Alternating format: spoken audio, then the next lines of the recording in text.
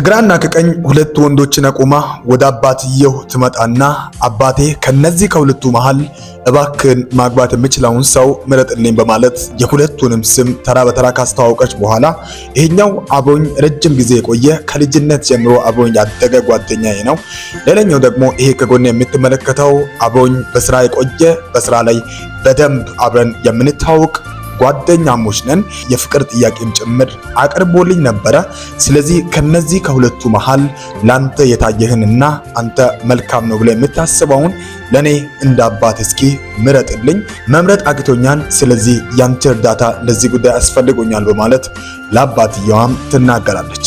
አባትየዋም በዚህ ጊዜ እንደዚህ ይላል፣ ኦኬ እሺ እመርጥልሻለሁ በማለት እንግዲህ በዚህ ቪዲዮ ውስጥ አንድን ጥያቄ ልጠይቃችሁ። እስኪ በፍቅር ህይወታችን ወይም ስለ ፍቅር በምናደርገው በየትኛውም ነገር የቤተሰቦች ጣልቃ ገብነት ምን ያህል አስፈላጊ ነው? ይቺ ልጅ ራሷ መወሰን አይገባትም? ወደ አባትየው አምጥታ የምትጠይቅበትን መንገድ እንዴት አያችሁ? ልክ ነው ብላችሁ ታስባላችሁ? ታዲያስ አባትስ እንዴት ያያል? በእርግጥ መልካምን ያስባል። ነገር ግን የፍቅር ፍላጎታችን እና አመለካከታችን በራሳችን ምርጫ ቢሆን የእናንተ ድጋፍ አይሆንም። እስኪ ለማንኛውም ይህ አባት አንድን ምርጫ ልመርጥ ነው። ምን ይመርጡን አብረን እንመለከታለን።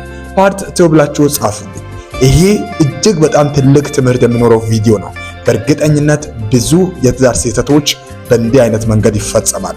በሚቀጥለው ቪዲዮ የዚህን አባት ምርጫ የዚህ ሴት ምርጫ ይሆን ወይስ ሌላ? እንዴትስ አባትየው ሊመርጡ ይሆን? ምናልባት ያዘጋጁት ቅድመ ሁኔታ አለው? እሱን አሳያችኋለሁ።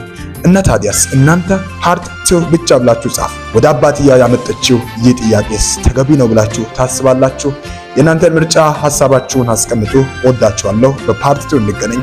ፓርት 2 ብላችሁ ጻፉልኝ። ሰላም